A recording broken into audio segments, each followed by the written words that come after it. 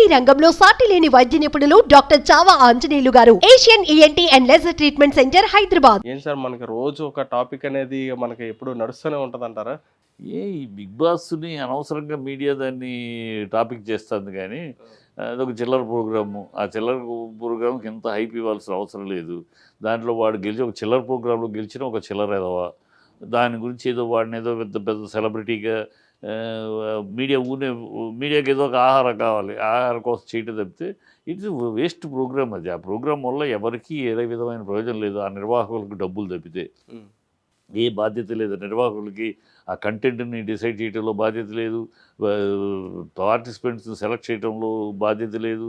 అంత ఏదో ₹4 వస్తే చాలు, ఏదో ఒకటి నాగార్జున ఉన్నాడు, నాగార్జున పేరు మీద నడిపించేయచ్చు అనే చిల్లర ఆలోచన తప్పితే బాధ్యత గల ఆలోచన లేదు. అందుకనే దాంట్లో పార్టిసిపెంట్సు ఆ రేంజే. ఇప్పుడు ఉన్నాడు ఈ ప్రశాంత్, మొన్నటిదాకా నటించాడు, చాలా గౌరవంగా చాలా పద్ధతి గలవాడు అన్నట్టు నటించాడు. షో నటించాడు. అసలు రూపం బయటపడిపోయింది అవగానే. వాడికి ఎంత చిల్లరోడో మనస్తత్వం ఏంటో అన్నీ బయటపడిపోయింది. సో అందుకని మీకు గతంలో కూడా బిగ్ బాస్లో గెలిచిన ఒక్కడైనా మళ్ళీ మార్కెట్లో కనపడ్డాడు ఎక్కడైనా? ఎక్కడైనా ఎందుకు లేరు? దాని స్థాయి అంతే బిగ్ బాస్ వల్ల. అందుకని బిగినింగ్లో 1, 2, 3 సీజన్స్లో సెలబ్రిటీస్ వచ్చారు కొంచెం. ఎందుకంటే దీని బ్యాక్గ్రౌండ్ ఇంగ్లీష్లో ఉంది, తర్వాత హిందీలో వచ్చింది. సో ఆ బ్యాక్గ్రౌండ్ని బట్టి ఇక్కడ ఏదో కొంచెం అని వచ్చారు సెలబ్రిటీ.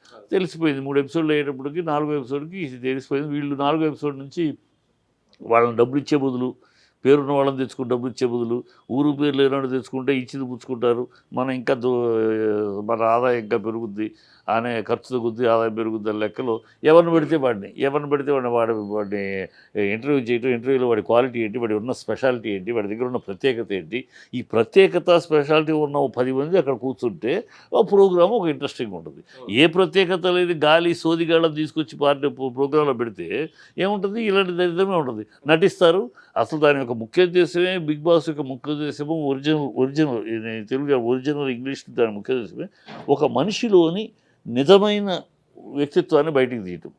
ప్రతి మనిషిలోనూ మన దైనందిన జీవితంలో ప్రతి మనిషిలోనూ రెండు ఉంటాయి, లోపల ఒకటి పైన ఒకటి.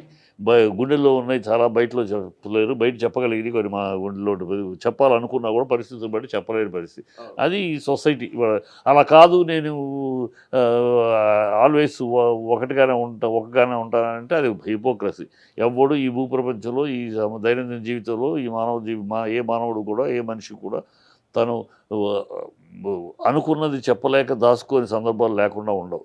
ఖచ్చితంగా అలా ఉంటాయి. అసలు వాడి వ్యక్తిత్వం ఏంటి అని బయటికి లాగేది ఈ ప్రోగ్రాం. ఈ సంబంధం లేని కాన్సెప్టే అది. సంబంధం లేని వ్యక్తిని కూర్చోబెడితే సో వాడి ఒరిజినల్ క్యారెక్టర్ బయటపడుతుంది. బయట నలుగురు ముందు మాట్లాడే దీనికనే అని పెట్టారు.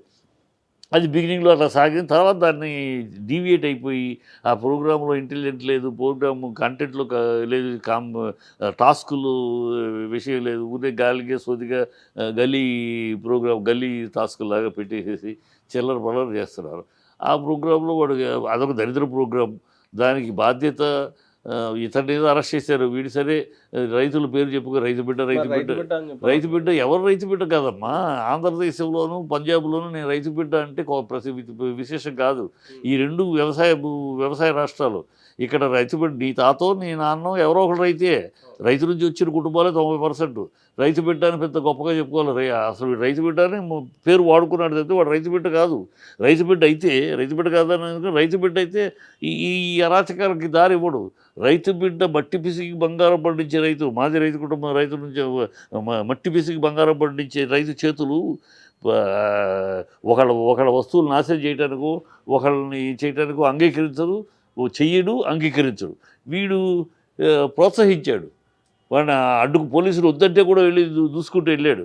సో వీడు రైతు బిడ్డ ఎలా అవుతాడు? రైతు బిడ్డ వ్యక్తిత్వమే కాదు, పేరు వాడుకున్నాడంటే డబ్బులు రైతులకు ఇస్తానని ఇది ఒక మాట అనేసి సింపతికి ఏం చేశాడు చెప్తే వాడు క్యారెక్టర్ ఏంటో బయటపడిపోయింది. ఐశ్వర్యం వచ్చింది అయ్యాడు, అడుగు తోపింది అయ్యాడు అని సామెత. అలాగే అవార్డు వచ్చింది ఆ రోజే, అసలు స్వరూపం బయటపడింది మర్నాడే అన్నట్టు. వీడు ఏమిటో తెలిసిపోయింది. రైతు బిడ్డగా ఒక మామూలు రిఫ్రాఫ్ క్యారెక్టర్. వీడు రైతు బిడ్డగా నటించాడు అక్కడ. అంటే మనోడికి అంత ఫేమ్ ఉంది కాబట్టి మన అంత పబ్లిక్ రావడం కానీ అంతా వాడికి జరిగింది ఫేమ్ కదా సార్. ఏముంది, ఫేమ్ ఇక్కడికి వచ్చినాక ఈ ప్రోగ్రామ్ బట్టి అంతకుముందు ఎవడు వీడు ఎవడన్నా బహుశా నాకు తెలిసి వీడి ఊర్లో పక్క గ్రామానికి కూడా వీడు ఎవడో తెలిసి ఉండదు ఉమ్, కదా. ఇవాళ ఈ ప్రోగ్రామ్కి వచ్చినాక ఈ ప్రోగ్రామ్ నాగార్జున పుణ్యమానం వీక్షకులు పెరిగాయి, దాంతో వాడి పేరు వచ్చింది. ఈ ఫేములు ఓట్లు గిట్లన్నీ కూడా దొంగ ఓట్లు, ఏజెన్సీలు ఫిక్స్ చేసుకుంటూ ఇవన్నీ కూడా బయటపడినాయి. ఏజెన్సీలు ఫిక్స్ చేసుకుంటూ ఓట్లు వేయటం, ఉమ్, ఓట్లు అందరికీ దీంట్లో మధ్యలో రైతు స్లోగన్ ఒకటి వాడాడు. దాంతో రైతు ఫ్యామిలీ విలేజెస్లో అంతా కూడా మన రైతు బిడ్డ అన్నట్టు కొంచెం అది వాడుకున్నట్టు నటించాడు వాడు బాగా. అసలు స్వరూపం అది కాదు, అసలు స్వరూపం ఇదే. ఇప్పుడు నిన్న మొన్న జరుగుతుంటే వాడిది అసలు స్వరూపం, అసలు వాడి గుణము, వాడి ఇది ఆ రిఫ్రెఫ్ క్యారెక్టరు అంతా అది ఒరిజినల్.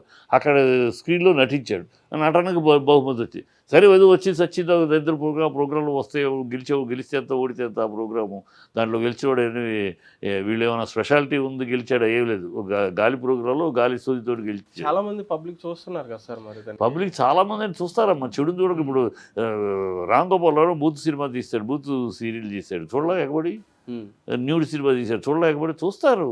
చూస్తారు కనుక గొప్ప ప్రోగ్రామ్ ఎట్లా ఉంది. బూత్ని చూసినట్టు మంచిని చూడరు ఎక్కువ. అంటే ఇంటిళ్ళ బాధితులు కూడా కూర్చొని ఏ చూసే లేదు programs. ఇంటిలో పది చాలా మొదటి 3 సీజన్లు చూసినట్టు ఇంటిలో పది, ఇప్పుడు ఇంటిలో పది చూడట్ల. మొదట్లో మొదటి 2 సీజన్లో అసలు ఏ ప్రోగ్రామ్ అంటే గబుక్కుని బయలుదేరేవారు. ఏంటంటే బిగ్ బాస్ వస్తుంది టైం అయిపోయింది అని పరిగెత్తారు. అంత క్యూరియాసిటీ ఉండేది ఫ్యామిలీస్ 1, 2, 3 సీజన్లో. అక్కడ నుంచి దిగిపోయి 4వ నుంచి దిగజారి వాళ్ళ భ్రష్టత్వానికి వచ్చేసింది. ఇప్పుడు ఎవడు అంత క్రేజీగా ఎగబడి చూస్తున్నారు కుర్రాళ్ళు. ఈ బూతు ఆకర్షించినట్టు ఇంకోటి ఆకర్షించదు కదా. ఉమ్, అదంతా బూతు, డబుల్ మీనింగు, ఎక్స్పోజింగ్ డ్రెస్సులు అయ్యే తప్పితే కౌగులించుకుంటారు, ముందు బెడ్ మీద పడుకుంటారు, దొరలటాలు. ఈ దరిద్రం కదా. ఈ దరిద్రం చూడటానికి ఎంకరేజ్ అయ్యే యూత్ ఉంటుంది కదా. బూత్ సినిమాలు ఇంటర్నెట్లో ఇంటర్నెట్లో చూస్తున్నారు కనుక అది మంచి అంటాం మనం, కాదు కదా. చూస్తున్నారు కనుక మంచిది కాదు. నాగార్జున చేస్తున్నాడు కనుక మంచిది కాదు. అదొక దౌర్భాగ్య ప్రోగ్రాం, చాలా నీచ నికృష్టమైన ప్రోగ్రాం, చాలా అసహ్యమైన జుగుత్సాకరమైన ప్రోగ్రాం, బుద్ధి జ్ఞానం లేని ప్రోగ్రాం, కడుపుకు అన్నం కాకుండా అశుద్ధం తినే నిర్వాహకం నిర్వహిస్తున్న ప్రోగ్రాం.